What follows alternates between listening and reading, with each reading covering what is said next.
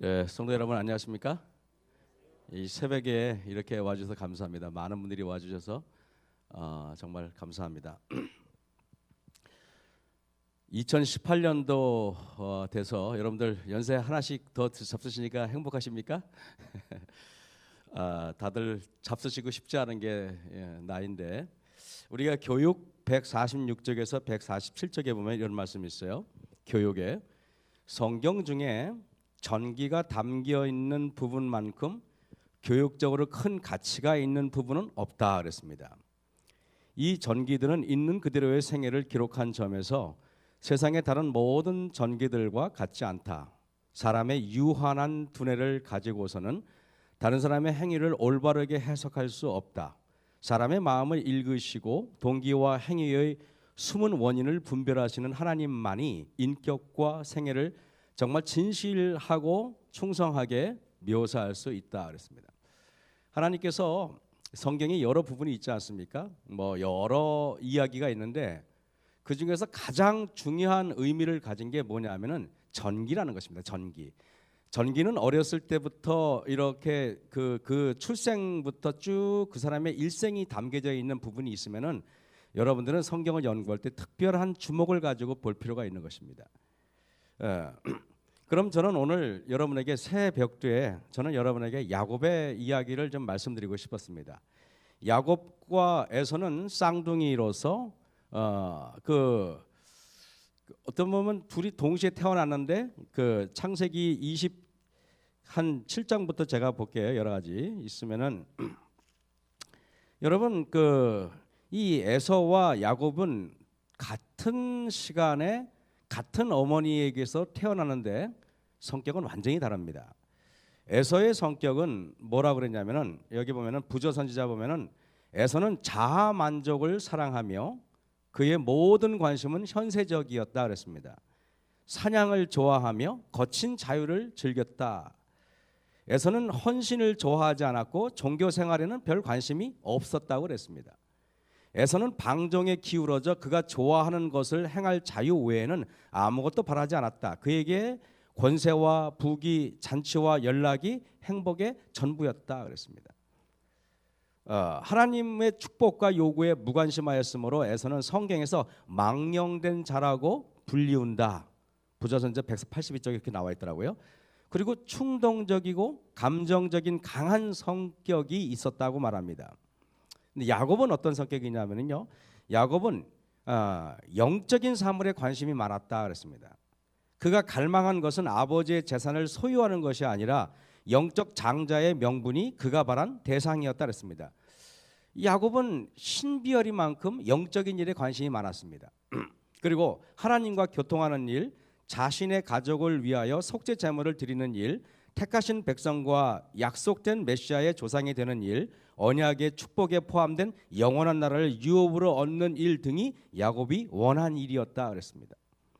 그리고 야곱은 현재보다 내세의 축복을 존중했다 그랬습니다. 뒤에 불을 더 켜면 화나지 않습니까? 네. 그리고 사냥하고 돌아와 몹시 배가 고픈 형의 간절한 그 소망을 팥죽 한 그릇 먹고 싶었는데 그 팥죽을 가지고 거래하는 사람이에요. 근데 그와 영적인 일인 사람의 반면에 이기적인 사람이었습니다. 창세기 25장을 그 앞에 좀 보시면은요. 25장 23절에 보시면 하나님께서 그들이 태어나기도 전에 이렇게 예언합니다. 여호와께서 그에게 이르시되 두 국민이 네 태중에 있구나. 두 민족이 네 복중에서부터 나누이리라. 이 족속이 저 족속보다 강하겠고 그 뒤에 보면 큰 자는 뭐라고요? 어린 자를 섬기리라 그랬습니다. 아버지 이삭은 그 말을 흘려 들었는데 어머니 리브가는 천사의 말을 깊이 새겼습니다.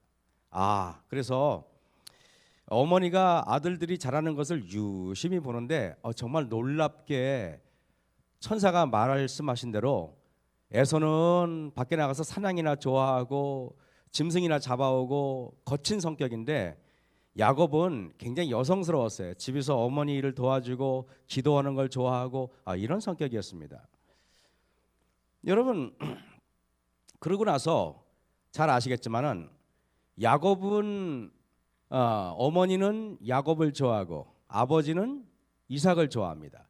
왜 아버지가 이삭을 좋아하냐고 그랬더니 여기 부조선제 보니까 아버지 이삭도 성격이 굉장히 여성스럽고 굉장히 약간 좀 내성적인 거니까 아들이 나가서 사냥을 잡아오고 사냥을 하고 거칠고 막 힘이 세고 막 이러니까 아버지가 볼 때는 자기하고 성격이 다른 그 에서가 굉장히 매력적으로 보였다는 것입니다. 근데 리브가는 어머니들은 확실히 아버지보다는 다른 것 같아요. 유심히 자녀들을 살폈던 것 같아요. 그래가지고 리브가가 아버지한테 말했어요. 자기 남편한테 말했습니다. 여보, 하나님이 말씀하시기를 앞으로 영적인 유업을 받아야 될 영적 장자는 작은 아들이야. 큰 아들한테 넘겨주면 안 돼. 이렇게 얘기했습니다. 근데 아버지는 워낙 에서를 좋아했기 때문에 그 아내의 말이나 천사의 말이 귀에 들려오지 않았습니다. 그래서 여러분 27장 1절 보세요. 이삭이 나이 많아 눈이 어두워 그랬습니다. 이삭이 나이 많아 눈이 어두워 잘 보지 못하더니 그랬습니다. 이것은 어떤 생물학적인 나이가 많고 생물학적으로 눈이 어둡다기보다는 영적으로 눈이 어둡다는 것을 단편적으로 보여주는 암시하는 말씀인 것입니다. 그래서 여러분 이 에서는 어리석어 가지고 그냥 야곱 에서한테 그렇게 하면 안 되는데 그냥 영적인 걸 다 물려주기를 결심했습니다. 그래서 큰일 났다 싶어서 리브가가 자기 아들을 변장을 시켜가지고 그래가지고 마치 에서인 양 해서 모든 축복을 다 주어버립니다. 제가 여러분에게 이제 그런데 야곱은 만약에 하나님의 섭리를 기다리고 하나님의 그 뭡니까 그 모든 계획 속에 자기가 포함되어 있는데 기다리면 되는데 기다리지 못해가지고 이렇게 된 것입니다. 에서가 화가 났어요. 자기의 모든 축복권을 야곱이 다 받아갔다는 것에 대해서 너무도 분노했습니다. 그래서 이 잔인하고 거친 성격의 에서는 자기 동생을 죽여버리기로 결심을 했습니다. 근데 딱 보니까 그 결심을 말하지 않았지만 어머니는 딱 보면 알잖아요. 리브가가 딱 보니까 큰일 났어요. 그래가지고 어머니가 저기 남편하고 얘기해가지고 급하게 바다나람에 있는 외삼촌의 딸하고 결혼한다는 명분으로 글로 도망을 보내버립니다. 여러분 지금까지 이야기는 마치 인간의 자연스러운 이야기처럼 보이지만은 이거는 그게 아니고 시편 37편 23절에 보면은요 한번 볼까요? 시편 37편 23절에 보면은 이런 말씀이 있습니다. 여호와께서 사람의 걸음을 정하시고 그 길을 기뻐하시나니 이랬습니다. 지금 야곱이 마치 도망가는 것처럼 보이지만은 하나님께서 그 걸음을 인도하신 것입니다. 여러분 1978년 1월 29일 기도력에 이렇게 되어 있어요. 인간은 한 목적을 위하여 창조되었다 그랬습니다. 인간은 한 목적을 위하여 창조되었다. 과연 여러분들과 저의 목적은 무엇일까요? 여러분들의 자녀가 의사가 되는 게 여러분의 삶의 목적이라면은 어머니들은 참 어리석은 어머니일 겁니다. 여러분들의 관심사가 되는 하나님의 목적이 과연 무엇일까요? 제가 제 개인적으로 제가 적용한다면 말입니다. 제가 연합회장이 되고 큰 교회 담임 목사가 되고 이런 것이 저의 목적이라면은 저는 정말 어리석은 사람입니다. 하나님의 단 하나의 목적이 삶의 목적인 시대의 소망과 예언의 신에 있는 모든 말씀을 여러분이 읽어보면은 무엇을 깨닫냐면은 하나님의 우리에게 주신 삶의 목적은 단 하나 품성 변화입니다. 만약에 여러분들이 이 사실을 깨닫지 못한다면은 매우 여러분들은 시간을 낭비하고 계시다고 제가 감히 단언드릴 수 있습니다. 제가 여러분에게 오늘 정말 제일 중요하게 여기는 본문 로마서 8장 28절을 여러분에게 말씀드리겠습니다. 로마서 8장 28절을 한번 여러분 좀 보시면 어떨까요? 로마서 8장 28절입니다. 자, 로마서 8장 28절에 이런 말씀이 있어요. 로마서 8장 28절에 어쩌면 이 성경절을 여러분들이 새 벽두에 마음속에 깊이 새기시고 절대 이 말씀에서 한번 여러분들이 벗어나지 않았으면 좋겠다는 생각을 합니다. 로마서 8장 28절에 우리가 알거니와 하나님을 사랑하는 자 곧 그 뜻대로 부르심을 입은 자들에게는 모든 것이 합력하여 선을 이루느니라 그랬습니다. 여러분, 여기에 하나님을 사랑하는 자 곧 그 뜻대로 부르심을 입은 자라는 분명한 명제를 가지고 말하겠습니다. 하나님을 사랑하지 않고 교회에 앉아 있다고 하나님을 사랑한다고 여러분들이 착각하시면 정말 안 됩니다. 하나님을 사랑하는 자 곧 그 뜻대로 부르심을 입은 자들에게는 모든 것이 합력하여 선을 이룬다는 말은 이겁니다. 내가 하나님을 사랑하지 않고 그분의 뜻에는 전혀 관심이 없는 사람에게는 형제들에게 팔려가지고 노예로 팔려가는 일은 그거는 정말 저주스러운 일이며 끔찍한 일이며 재수없는 일이고 그것은 불행한 일에 불과할 것입니다. 왜냐하면 그것은 아무런 의미가 없어요. 그리고 하나님을 사랑하지 않고 그 뜻대로 부르심을 입지 않은 자들에게는 강간범으로 몰리고 성추행범으로 몰려서 보디발의 감옥에 끌려가는 일은 불행한 일이요, 끔찍한 일이요, 저주스러운 일이요, 아무런 의미가 없는 것입니다. 여러분, 하나님을 사랑하지 않고 병에 걸리거나 사업이 망하는 일은 참으로 재수없는 일이요, 불행한 일이요, 그리고 상당히 안타까운 일인 것입니다. 하나님을 사랑하고 하나님의 뜻대로 살겠다고 결심한 사람들에게는 그러나 비록 노예로 끌려간다 할지라도 그것은 너무도 감사한 일입니다. 왜냐하면 하나님을 사랑하고 그 뜻대로 부르심을 입은 자들에게는 결국에는 모든 게 합력하여 선을 이루기 때문에 그런 것입니다. 저 말이 무슨 말인지 알겠습니까?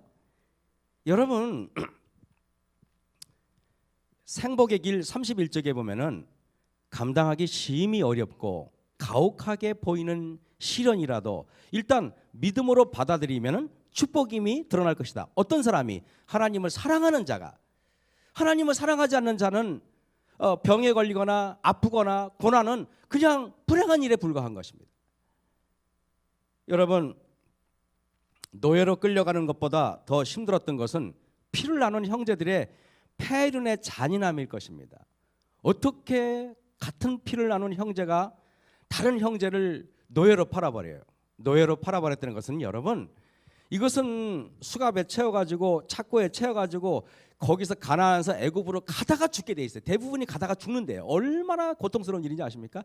팔이 이 쇠사슬에 묶여서 질질 끌려가면 다 허물이 까지고, 요셉이 형들에 의해서 팔려갈 때 그는 이 섭리의 사건, 하나님을 사랑하는 자 곧 그 뜻대로 부르심을 입은 자들에게는 모든 것이 합력하여 선을 이룬다는 이 말씀을 깊이 새기고 마음속으로 이렇게 결심했습니다. 하나님, 제가 당하는 이 모든 고통 품성 변화의 디딤돌로 여기겠습니다. 하나님, 이 모든 것들을 하나님께서 저에게 주신 마치 하나님과 더 가까이 살라는 결심으로 여기겠습니다. 그리고 그는 그 마음속에 형제들을 미워하지 않기로 굳게 결심한 것입니다. 하나님, 제가 절대 저 형제들을 미워하지 않게 해주세요. 절대. 그러면서 매일매일 그가 기도하는 것이, 여러분, 내가 기도하지 않으면 자꾸 밀물듯이 자꾸 솟구쳐 오르는 미움이 있는 것입니다. 요셉을 팔아버린 형들의 정신은 분명히 마귀의 정신은 분명합니다. 그러나 요셉은 이것을 하나님의 뜻으로 믿고 받아들이기로 결심한 것입니다. 잠언서 3장 6절에 이런 말씀이 있어요. 너는 범사의 그를 인정하라. 그리하면 내 길을 지도하시리라 그랬습니다. 여러분, 형제들의 정신은 분명히 마귀의 정신임에 틀림이 없습니다. 왜?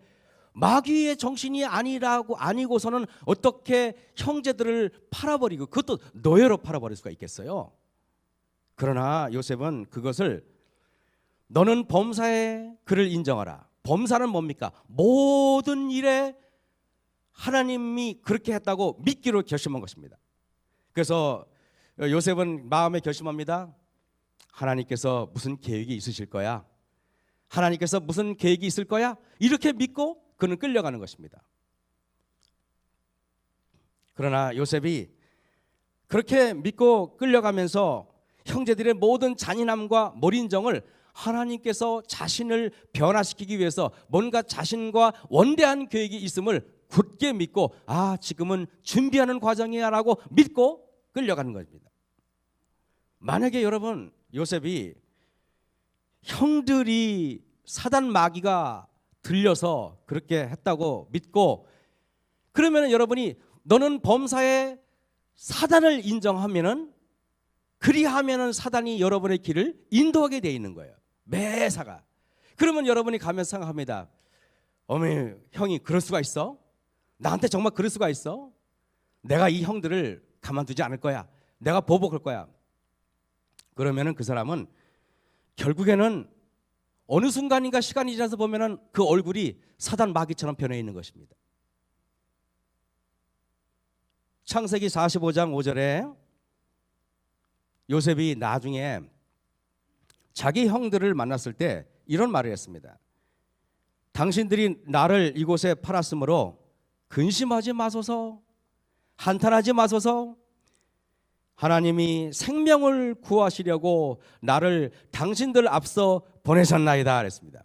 여러분 야곱이 지금 뭐라고 말합니까? 요셉이 하나님이 나를 보냈다고 말했지 형들이 나를 팔아먹었다고 말하지 않습니까? 이게 매우 중요한 것입니다. 나에게 일어나는 모든 사건을 여러분 무조건 감사하시기 바랍니다. 하나님께서 뭔가 나에게 목적하신 것이 있는 것입니다.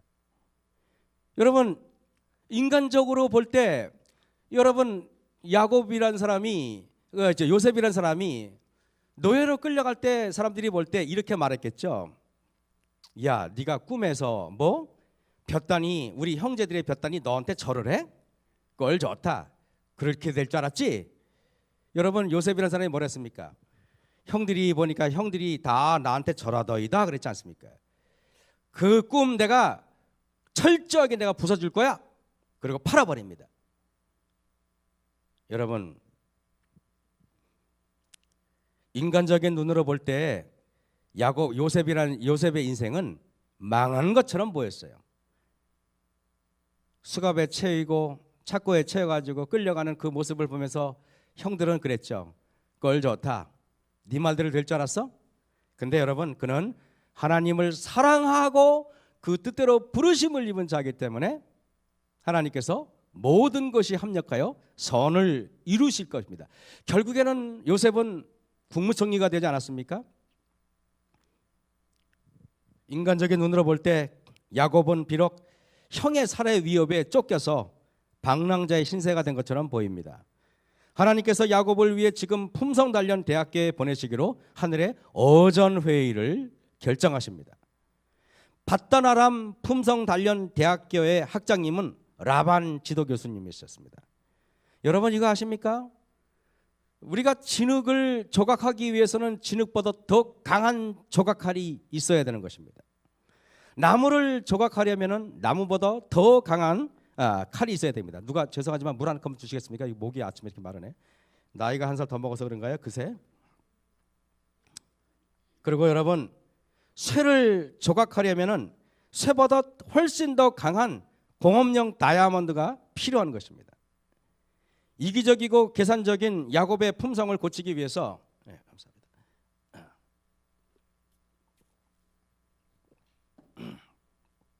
고치기 위해서 하나님께서는 강한 것으로 하는데 이기적이고 계산적인 야곱의 품성을 고치기 위해서는 야곱보다 더 이기적이고 계산적인 라반이라는 조각칼이 하나님께서 필요했던 것입니다. 부조 선지자 보면은 이기적이고 189쪽입니다. 이기적이고 욕심 많은 라반은 그렇게 귀중한 조력자를 더 오래 잡아두고자 하여라고 해서 부조 선지자는 라반이 얼마나 이기적인 사람인 것을 드러내고 있어요. 여러분 위대한 선지자를 낳아서 양육하고 키울 수 있는 훌륭한 어머니를 하나님께서는 준비시키고 계십니다. 그분은 바로 사무엘의 어머니 한나였습니다. 한나는 여러분이 성경을 읽어보시면 알지만은 하나님을 사랑하고 그 뜻대로 부르심을 입은 자입니다. 그런데 성경 말씀에 의인은 없나니 하나도 없다고 말씀하지 않습니까? 한나도 역시 품성 변화가 필요한 사람임에 분명합니다. 여기 앉아 계신 여러분들도, 저도, 여러분들도, 여기 앉아 계신 모든 장로님이나 모든 우리 성도님들도 하나님께서 여러분이 각자 변화될 품성이 있다고 생각합니다. 우리는 변화되어야 될 품성이 없다고 믿는 분들은 정말 불행한 사람들이에요. 어떤 사람은 돈에 약한 사람이 있고요. 또 어떤 사람은 명예에 약한 사람이 있어요. 또 어떤 사람은 쾌락에 약한 사람이 있어요. 또 어떤 사람은 식욕에 약한 사람이 있어요. 각자마다 다 자기의 약점이 있는 것입니다. 그래서 나는 이 문제에 강하고 저 문제에 약한 사람을 손가락질하는 것은 정말 그 사람보다 어리석은 사람이 없는 것입니다. 그래서 우리는 여러분, 하나님께서 한나의 품성상의 단점을 고치기 위해서 옆에 분인나라는 조각칼을 준비하신 것입니다. 사람은 참 희한합니다. 어떻게 희한한지 아십니까? 사람은 여자가 여자한테 주로 상처를 받지, 여자분들은 주로 남자한테 상처받지 않습니다. 살아봤잖아요. 그 인생을 살아보면 알지 않습니까? 목사는 누구한테 상처받냐면 다른 제 동료 목사가 저한테 뭐냐면 비교 대상인 거예요. 만약에 누가 있는데 똑같이 있는데 저 목사님은 너무 훌륭한데 김연아 목사는 형편없어 보여요. 그러면 여러분 제가 상처받는 거예요. 장로님들은 장로님들한테 비교 대상인 거예요. 여러분 무슨 말인지 알겠죠? 그러니까 하나님께서 한나를 길들이기 위해서 같은 여자인 분인나를 통해서 철저하게 한나를 짓밟는 것입니다. 한나는 그 분인나의 도발과 그의 언행과 그 거친 성격을 인해서 한나는 매일매일 고통 속에서 기도하고 고통 속에서 하나님께 매달립니다. 여러분, 그렇게 하신 것이 한나를 하나님께서 온전하게 품성이 변화시키기 위한 하나님의 계획이었던 것입니다. 하나님께서는 또 재밌지 않습니까? 이기적인 야곱을 변화시키기 위해서 라반이라는 더 강한 조각칼을 하나님께서 사용하신 것입니다. 하나님께서 다윗 왕이라는 사람을 변화시키기 위해서 똑같은 왕인 사울 왕을 통해서 그의 품성을 변화시키려고 하는 것입니다. 즉 이기적인 사람을 변화시키기 위해서는 더 이기적인 사람을 사용하고 어머니를 변화시키기 위해서 더 못된 어머니를 사용한다는 것입니다. 제가 오스트리아 보겐호펜에서 공부할 때 그때 한국에서 독일어를 공부하러 온 그 음악을 전공하는 한 그 가정이 왔습니다. 제가 3년 때고 이분은 처음에 왔을 때인데 여러분 이게 참 죄송한 얘기지만은 음악을 전공하신 분들이 프라이드가 얼마나 강합니까? 늘 남 앞에 이렇게 했기 때문에 자기도 모르게 그런 마음이 있는 것입니다. 그런데 그 학교에 보겐호펜 대학교에서는 저는 3년을 입지를 다졌기 때문에 그 사람하고는 비교도 할 수 없는 거기 사람들과의 관계나 독일어나 실력이나 모든 면에서 제가 압도적이기 때문에 그 사람은 와서 처음에 제 도움을 받을 수밖에 없었습니다. 그런데 이 사람이 가만히 생각하니까 한 도움을 한 몇 개월, 한 6개월 정도 받으면 어느 정도 정착이 됩니다. 그 다음부터는요, 이분이 저를 얼마나 괴롭히는지, 그분의 부인은 우리 요한이 엄마를 괴롭히고 그 사람은 저를 괴롭히고 쌍으로 괴롭히는데 아주 죽겠더라고요. 제가 생각을 했습니다. 저 사람만 없으면 참 행복하겠다. 그래가지고 제가 얼마나 괴로웠냐면은 저희 신학교 담당 교수였던 홀가 요우스 교수님을 찾아가서 제가 다 토로했어요. 교수님 죽겠습니다. 저 사람 때문에 저 미치겠습니다. 저 사람 때문에 환장하겠어요. 그랬어요. 그랬더니 그 요우스 교수님이 저한테 이렇게 물끄러미 보시면서 그냥 이렇게 한박 웃음을 지더니 별 말씀 안 하시고 저를 꼭 껴안아 주시고 등을 두들겨 주시더라고요.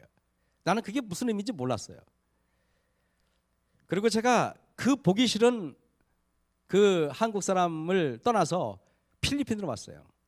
근데 필리핀에 왔는데 필리핀에서 더 지독한 인간을 만나는 겁니다. 그래서 제가 어느 날 초기문집을 보다가 깜짝 놀랐어요. 46쪽에 이랬어요. 나는 하나님께서 당신의 백성들을 정화시키고 깨끗게 하기 위하여 그들에게 쓴 잔을 마시도록 하시는 것을 보았다 그랬습니다. 제가 그걸 몰랐는데 그때 독일서 만난 그 한국 사람 왜 왔는지 난 몰랐는데 알고 봤더니 제 성질머리를 고치려고 하나님께서 보내신 하나님의 일꾼이었더라고 보니까요. 나는 깜짝 놀랐어요. 그런데 그들은 불평하고 한탄하고 투덜거림으로써 그 잔을 더욱 쓰게 할 수 있다. 제가 여러분 저의 품성을 고치기 위한 그 한국 사람을 불평하고 투덜거리고 한탄하고 이렇게 한 것입니다. 이런 식으로 잔을 받는 자들은 또 다른 잔을 마셔야 하는데 그 잔은 더 쓰다는 것입니다. 왜냐하면 그 첫 번째 잔이 소기의 목적을 달성하지 못했기 때문이다 그랬습니다. 만일 두 번째 잔도 효과를 나타내지 못하면 저들은 소기의 목적을 이룰 때까지 다른 잔을 계속 마셔야 한다. 그렇게 하지 않으면 그들의 마음속에는 더럽고 불결한 것들이 그냥 남아있을 것이다. 나는 이 쓴 잔이 여러분 그러면은 그 한국 학생들 그 쓴 잔 있잖아요. 저를 괴롭히는 그 쓴 잔이 어떻게 달게 될 수 있는지 아십니까? 어떻게? 내가 그 잔을 피하면 되나요? 여기에 뭐라고 되냐면은 그 쓴 잔이 인내와 오래 참음과 기도로서만 달게 될 수 있다. 그렇습니다. 인내와 오래 참음과 기도로서만 달게 될 수 있다. 너무 놀라운 말씀이에요. 제가 이걸 보면서 그때 필리핀에서 강상진 목사님을 제가 만나서 그분이 이 초기문집에 있는 말씀을 설명해 줄 때 저는 제 무릎을 탁 쳤어요. 하나님께서 나를 품성을 변화를 고치려고 그렇게 하셨구나. 그리고 수없이 인생을 살면서 그 말씀을 자꾸 잊어버릴 때가 많은데 여러분들은 절대 망각하지 마시기 바랍니다. 여러분 하나님께서 야곱을 바단 아람에 있는 라반에 있는 라반한테 보냈습니다. 거기서 창세기 31장 40절에 이렇게 말합니다. 내가 이와 같이 낮에는 더위를 무릅쓰고 밤에는 추위를 당하며 눈 붙일 겨를도 없이 지내었나이다. 창세기 31장 40절 41절 제가 읽을게요. 내가 외삼촌의 집에 거한 이 20년에 외삼촌의 두 딸을 위하여 6년을 삼촌을 위하여 봉사하였거니와 외삼촌께서 내 품값을 10번이나 변역하셨으니 그랬습니다. 라반이라는 사람은 어느 정도의 이기적인 사람이냐면 무려 자신의 이득을 위해서 자신의 친딸까지 이용하는 사람입니다. 여러분 아버지가 아무리 못돼도 자기 딸을 자기 이득의 대상으로 삼는 것은 참으로 보통 아버지로서는 그렇게 하기 쉽지 않습니다. 근데 라반은 정말 이기적인 사람이에요. 아마 여기 앉아 계신 성도님 중에서 이런 분, 이 정도의 분은 아마 저는 한 분도 안 계시라고 저는 생각을 합니다. 정말 이 정도까지 망가진 분은 없다고 저는 생각을 해요. 근데 한편으로 보면 여러분 이러셔야 됩니다. 하나님께서 야곱의 품성만 고치기 위해서 야곱을 라반에게 보냈을까? 아닌 것입니다. 라반에게도 야곱이라는 사람을 통해서 품성이 변화되고 그의 인생에 결정적인 계기를 하나님께서 마련하고 싶었지만은 라반은 그 20년이라는 귀한 시간을 세속적인 이득을 취하고 욕심을 취하는 일에만 몰두했고 영적인 일, 내가 품성을 변화해야 된다는 그 귀중한 시간을 다 놓쳐버린 것입니다. 여러분, 우리의 삶의 목적이 무엇입니까? 제가 강상진 목사님하고 거기서 필리핀에서 이렇게 있으면서 목사님한테 저한테 이런 얘기를 하더라고요. 목회에 대해서 저보고 기꺼이 나가라는 말씀을 안 하세요. 왜 그러시나 했더니 목사님이 이런 말 하더라고요. 하나님의 이렇게 내가 막 정작 목회를 나가면은 백성들은 달콤한 얘기를 좋아하고 그렇기 때문에 진실을 말하기가 매우 어렵다는 것입니다. 저는 그 말이 무슨 뜻인지 몰랐어요. 사람들이 여러분 제가 이럴게요. 교회를 변화시키고 싶습니까? 그러면 여러분들이 내적인 변화를 여러분들이 이루셔야 됩니다. 교회는 우리가 여기서 예배의 어떤 겉모양이 좀 변한다고 해서 예배의 어떤 형식이 좀 변한다고 해서 교회의 어떤 형식이 변한다고 해서 교회가 본질적으로 변화되지 않습니다. 교회는 내면의 변화가 일어나야 돼요. 내면의 변화가 일어나고 내면의 변화의 개혁을 우리가 추구하지 않는 한 교회는 절대 껍데기만 변화되고 모양은 세련되고 오히려 더 위선은 더 강해지는데, 그러나 아무 사실은 교회는 결국에는 한 번에 무너질 수 있다는 사실을 아셔야 돼요. 그래서 여러분 마태복음 7장에 반석 위에 집을 지으라고 한 말이 바로 그 말인 것입니다.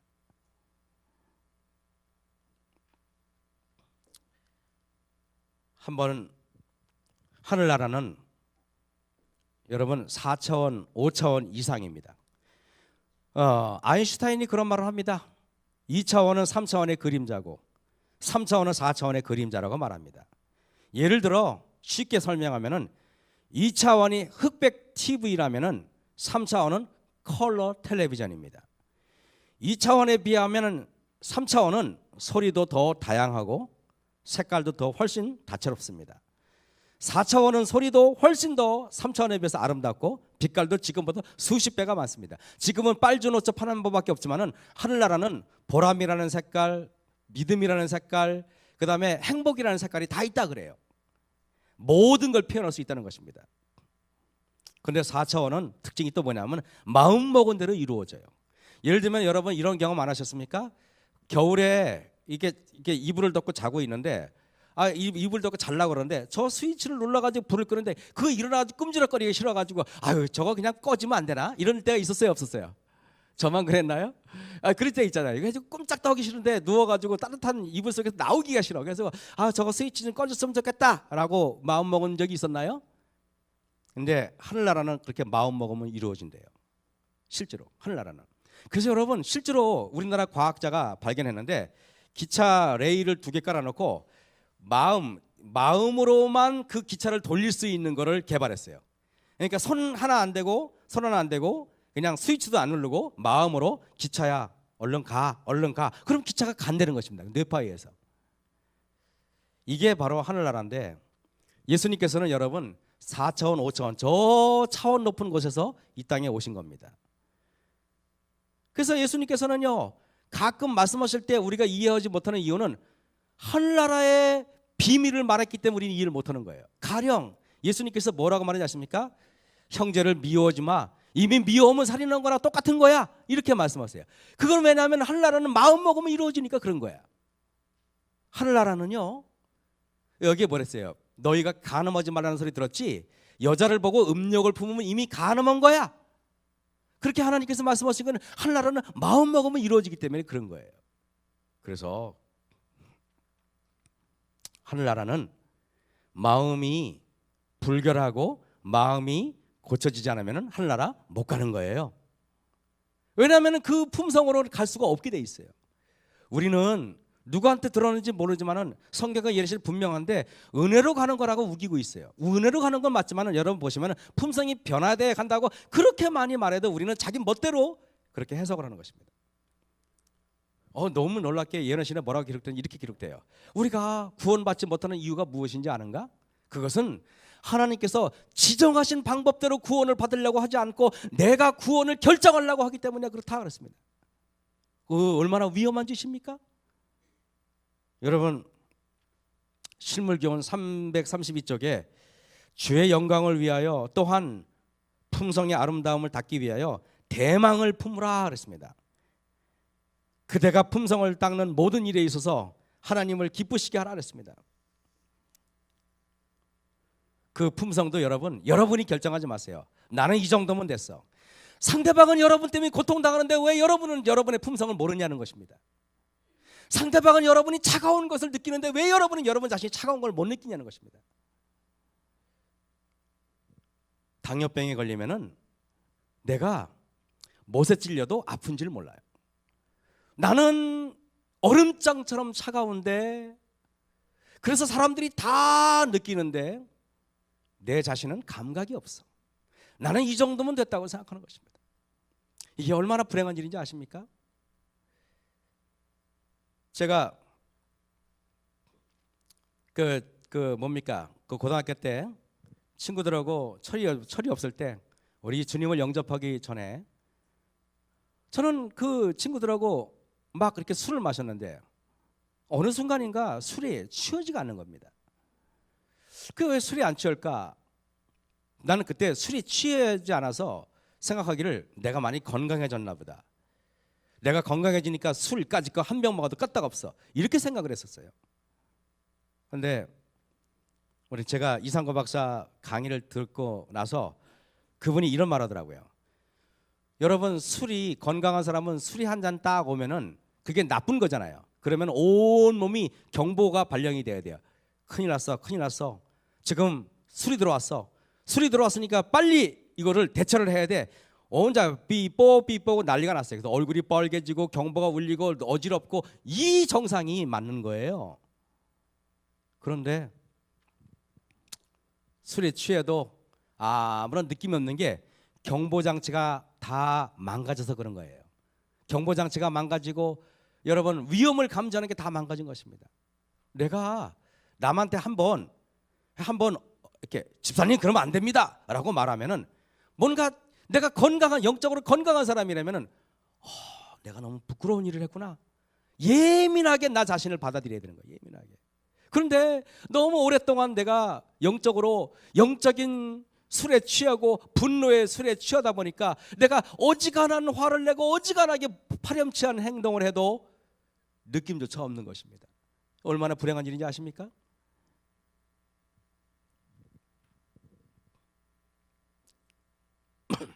하나님께서 야곱을 품성 단련 대학교에 보내기에 앞서서 베들에서 입학식을 치릅니다. 여러분, 입학식을 치르는데 하나님께서 나타나가지고 사닥다리가 땅에서부터 하늘까지 쭉 연결되어 있는데, 그때 천사가 오르락내리락 해요. 여러분, 예수님께서 나다나엘에게 하신 말씀 기억납니까? 나다나엘에게 이렇게 말씀합니다. 나다나엘에게 말씀하시기를, 하나님의 사자들이 인자 위에 오르락 내리락 하는 것을 뭐라고요? 보리라. 기억나십니까? 하나님의 사자들이 인자 위에, 야곱의 사닥다리는 천사들이 사닥다리로 오르락 내리락 하는데 나다나엘은 인자 위에 오르락 내리락 한대요. 그 말은 땅과 하늘을 연결하는 그 사닥다리가 누구라는 말이에요? 인자라는 말이에요. 인자가 누구라는 말이에요? 예수님이라는 말이에요. 제가 필리핀에 있을 때 새벽 기도를 강상재 목사님처럼 뭔가 영적인 사람이 되고 싶어서 새벽 3시부터 기도를 하기 시작했습니다. 근데 기도가 얼마나 어려운지 새벽 3시에 나갔다가 모기에 물려가지고 후퇴하기도 하고, 나중에 모기 향을 펴놓고 기도를 하는데 기도한 것처럼, 너무 오랫동안 기도한 것처럼 시계를 보면 겨우 5분 지났어요. 기도가 참 어렵더라고요. 무릎 꿇는 게 참 어려워요. 그래서 5분이 10분이 되고 10분이 20분이 되고 기도를 합니다. 그렇게 비가 와도 나갔어요. 비가 와도 돗자리 깔고 비 맞으면서 기도했어요. 막 장대비가 쏟아져도 온 몸으로 비를 맞고, 오히려 비 맞으니까 더 기뻐요. 하나님, 이 비로 죄를 씻겨주시면 감사하겠습니다. 이렇게 기도했어요. 근데 어느 날 6개월이 됐는데 갑자기 무슨 생각이 들냐면은, 6개월이 돼가지고 제가 돗자리를 깔고 벌렁 누워가지고 하늘을 쳐다보는데 내 마음속에 내가 지금 하나님의 보좌 앞에 지금 이르러 온 것이 아닌가라는 생각이 들었습니다. 이런 그 뜨거운 마음을 느끼고 제가 창세기를 보니까 야곱이 잠이 깨어 가로되 여호와께서 과연 여기 계시거늘 내가 알지 못하였도다. 이에 두려워하여 가로되 두렵도다. 이곳이요 다른 것이 아니라 이는 하나님의 전이요 하늘의 문이로다 그랬습니다. 간절한 마음으로 야곱이 기도하는 것은 베들에서 처음이었어요. 간절한 마음으로 기도하니까 여러분 하늘이 열리고 인자가 오르락내리락 하는 것을 보았습니다. 그것을 보았기 때문에 라반의 횡포를 보면서 그는 눈물을 흘리면서 품성 변화를 위해서 결심할 수 있었습니다. 여러분 오늘 여러분의 마음속에 하늘과 땅이 연결돼 가지고 인자가 그 위에 인자 위에 천사들이 오르락내리락 하는 것을 매일매일 경험하셔야 돼요. 내 말 한마디가 하늘에 올라가고 내 행동 하나하나가 하늘에 보고되고 있구나. 하늘에서는 하나님의 은혜가 계속적으로 나한테 내려오는구나. 하늘과 내가 연결된 삶을 살아야 되는 것입니다.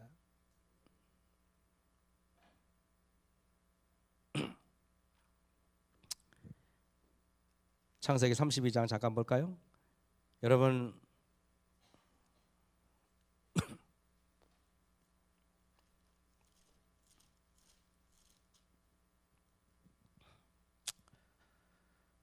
이제 베들레헴의 품성단련대학교 입학식이 끝나고 품성단련대학원은 무려 20년의 코스웍이 끝났습니다.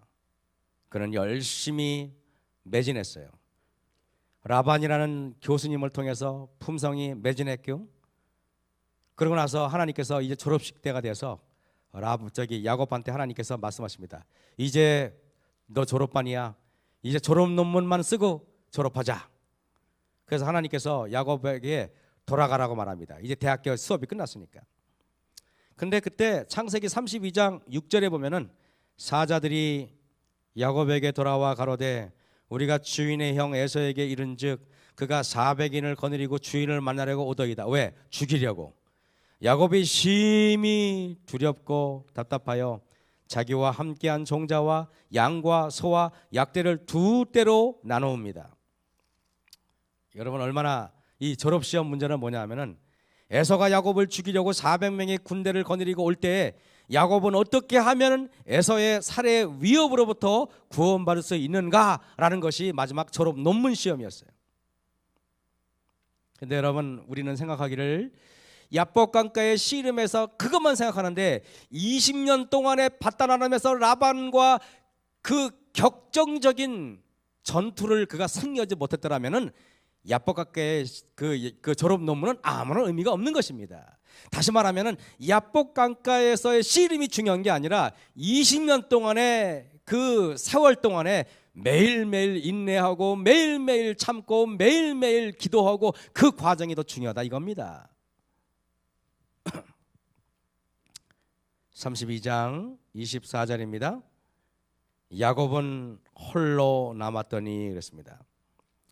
야곱이 홀로 남아요. 어떤 사람이 날이 새도록 야곱과 씨름하다가 그 사람이 자기가 야곱을 이기지 못함을 보고 야곱의 환도뼈를 치매 야곱의 환도뼈가 그 사람과 씨름할 때 위골되었더라. 인생은 결국에는 홀로 남을 때 하나님과 간절히 결합되게 돼 있어요. 제가 정장덕 장로님 거기 병원에 가서 그분의 그 병실에 가서 처음에 할 때 그 손을 잡고 제가 그런 말씀을 드렸어요. 이제 장로님은 이제 홀로 예수님과 동행해야 됩니다. 지금부터는 우리 김수철 사님도 못 도와주고 아들도 못 도와주고 딸도 못 도와주고 이제 홀로 여러분 우리가 의사들한테 청천벽력과 같은 선고를 받았을 때 그때 여러분 주위에 도와줄 수 있는 분이 아무도 없고 예수님과 나만이 남는 것을 여러분이 경험하게 됩니다. 그것이 바로 광야 신학이라는 것입니다. 그때 처음에는 가족들과 이렇게 저렇게 하다가 결국에는 가족들을 다 내보내고 그 문제가 여러분 내가 장로님들한테 전화해서 해결되는 문제가 아님을 알아야 돼. 그 문제가 동료 목사들한테 전화해가지고 해결된 문제가 아님을 알아야 된단 말이에요. 여러분들 여러분의 문제가 동료 집사들하고 전화해가지고 해결된 문제가 아니야. 그 문제는 하나님과 나만의 문제라는 사실 여러분 아셔야 돼요. 인생이 모든 게 그런 것입니다. 사람들한테 전화해서 사람들에게 협조를 구할 필요가 없는 것입니다. 하나님과 나와의 문제를 여러분이 경험하셔야 돼요. 야곱은 홀로 남았더니 저는 이 말을 보면서 갑자기 눈시울이 뜨거렸어요. 야곱은 홀로 남았구나. 여러분의 인생에 결국에는 하나님과 여러분만 남는 거예요. 홀로 남았더니 어떤 사람이 날이 새도록 야곱과 씨름하다가, 근데 여러분 컴컴한데 어떤 사람이 와요. 야곱은 자기를 죽이려고 하는 사람인 줄 알았어요. 여러분 그렇지 않겠습니까? 갑자기 밤에 누군가가 와가지고 여러분을 탁 덮쳐보세요. 컴컴한데 여러분 인가도 아무도 없고 산인데 누군가가 와가지고 여러분을 콱 어깨를 잡으면 여러분 어떻게 했습니까? 깜짝 놀랄 거 아닙니까? 이렇게 생각할 수 있잖아요. 에서가 벌써 자객단을 보냈나? 근데 여기 32장에 보시면요, 여기 이렇게 돼 있어요. 32장 25절에 아니 26절에 그 사람이 가로되 날이 새려 하니 나로 가게 하라 그랬습니다. 밤중에 몇 시에 어떤 그 정체불명의 어떤 존재가 자기를 팍 잡았는지 모르지만은 밤새도록 그랬어요. 밤새도록. 여러분 만약에 그게 예수님이시잖아요. 예수님이 저는 그 의아했어요. 예수님이 나야, 네가 씨름하는 건 나야 라고 말씀하지 않고 언제까지요? 날이 셀 때까지 야곱은 그게 자기를 죽이려고 온 사람인 줄 알았다는 말이에요. 자기를. 날이 새 보니까 그 사람이 자기를 죽이려고 온 게 아니라, 자기의 원수가 아니라 자기를 구원하러 온 구원자예요. 다시 말하면은 여러분을 괴롭히려고 하는 여러분을 고난을 주는 사람이 있다든가 여러분을 핍박하는 사람이 있다면은 여러분들이 그것이 영적인 눈이 어두울 때는, 날이 어두울 때는 그것이 여러분의 대적자라고 착각하는 거예요. 그것이 나를 죽이려고 오는 사람이 착각하는 줄 알아. 근데 알고 보면 그것이 날이 새가 영적인 눈이 밝아지면 뭐라고요? 그것이 나를 살리고자 하는 하나님의 일꾼임을 여러분이 명심하시길 간절히 바랍니다. 이게 섭리의 사건이라는 것입니다. 밤새도록 야곱은 자신과 씨름하는 존재가 자신의 원수인 줄 알았어요. 동이 터오고 날이 밝으니까 자신과 씨름하던 그 존재가 원수가 아니라 하나님의 천사라는 것을 알게 됩니다. 우리도 이와 같아요. 우리를 미워하고 우리를 핍박하는 자들을 우리는 우리의 대적자로 여기고 죽어라 하고 싸웁니다. 하나님께 하늘에 못 가서 나중에 물어봅니다. 예수님, 그때 제가 기도할 때 품성을 고쳐달라고 그렇게 기도했는데 왜 하나님 저를 도와주지 않았습니까? 그러면 그 젊은 여자한테 하나님이 그럽니다. 얘야, 네 품성을 고치기 위해서 네 시어머니 보냈잖아. 시어머니가 나의 품성 단련 선생님이었던 것입니다. 얘야, 내 품성을 고치기 위해서 네 남편을 보냈잖아. 남편을 그렇게 일꾼 보냈는데 그 정도면 너를 고치기에 충분한데 너 몰랐어? 하나님 내 대적이에요. 원수인 줄 알았어. 원수인지. 여자분들이 흔히 남편을 왼수라 그러잖아요. 여러분의 품성을 고치기 위해서 하나님께서 보내신 하나님의 일꾼이라는 사실을 명심하시기 간절히 바랍니다.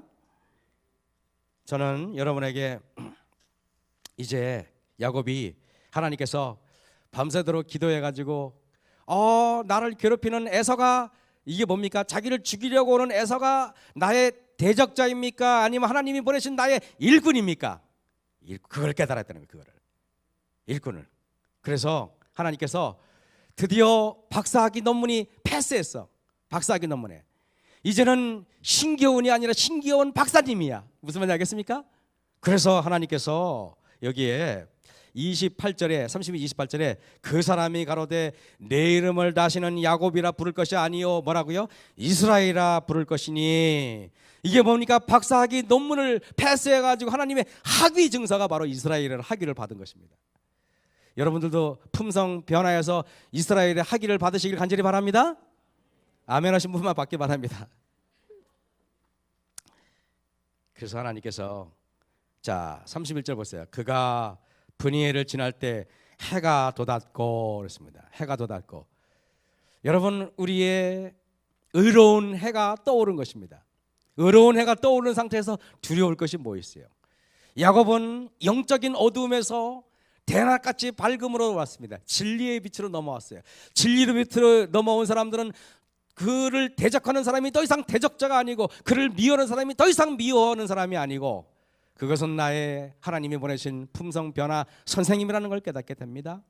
그리고 나중에 야곱이요 이제 에서가 더 이상 대적자가 아님을 깨달아요. 그래서 33장 1절에 야곱이 눈을 들어보니 에서가 400인을 거느리고 오는지라 그랬습니다.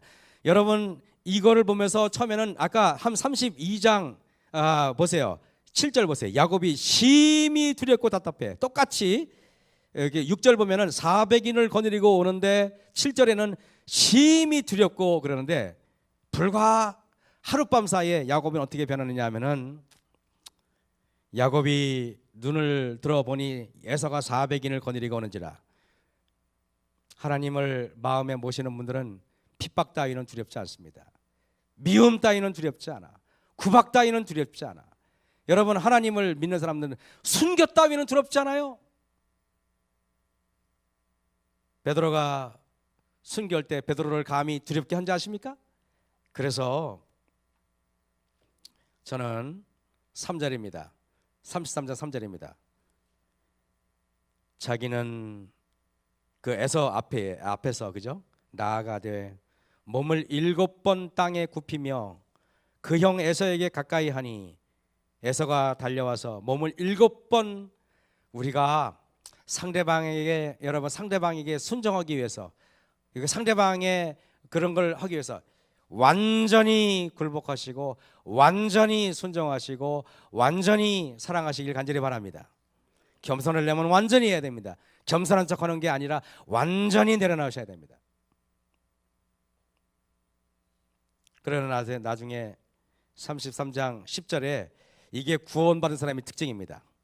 야곱이 가로되 그렇지 아니하나이다. 형님께 은혜를 얻어 싸우면 청컨대 내 손에서 이 예물을 받으소서. 내가 형님의 얼굴을 배워온즉 하나님의 얼굴을 본 것 같사오며 형님도 나를 기뻐하심이니이다. 품성이 변화된 사람은 다른 사람을 평가할 때 하나님 보는 것처럼 보여야 돼요. 여러분 제가 그런 말 했죠. 뭡니까 원효대사인가 누구하고 저기 그 이성계하고 사면에서 누굴 모르겠네. 우리 스님 이름 알 필요는 없지만은 근데 여러분 그 둘이 바둑을 두는데 그 갑자기 이성계가 그 저기 스님한테 뭐라고 말하냐면 스님 내가 스님의 얼굴을 보니까 꼭 멧돼지 얼굴 같소이다 그랬습니다. 근데 그 스님은 아무 말씀도 하지 않고 바둑을 두면서 표정 하나 바뀌지 않아요. 그랬더니 이 이성계가 이상해서 스님 나는 스님의 얼굴을 멧돼지 같다 그러는데 어째 스님은 아무 말씀도 없어 그랬어요. 그랬더니 스님이 폐하 죄송합니다. 스님의 폐하의 용안을 보니까 꼭 부처님 얼굴 같습니다 그랬어요. 그랬더니 이성계가 더 놀라서 아니 나는 스님을 멧돼지 같다 그랬는데 어떻게 스님은 나한테 부처님 같다 그랬어? 그랬더니 원래 멧돼지 눈에는 모든 게 멧돼지처럼 보이고 원래 부처님 눈에는 모든 게 부처님처럼 보입니다 그랬습니다. 실제로 그렇습니다. 여러분의 마음에 예수님이 안에 있다면 모든 사람이 예수님이 여러분을 보는 것처럼 보일 겁니다. 근데 우리 안에 사단이 있으면 모든 사람이 다 고석거리밖에 안 보여요.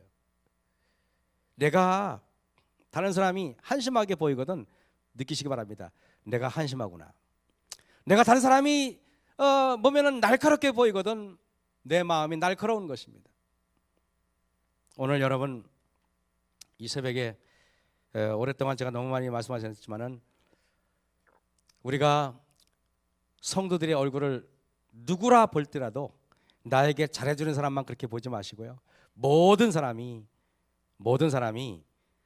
하나님의 얼굴을 배우는 것처럼 배우는 한 해가 되었으면 참 좋겠습니다.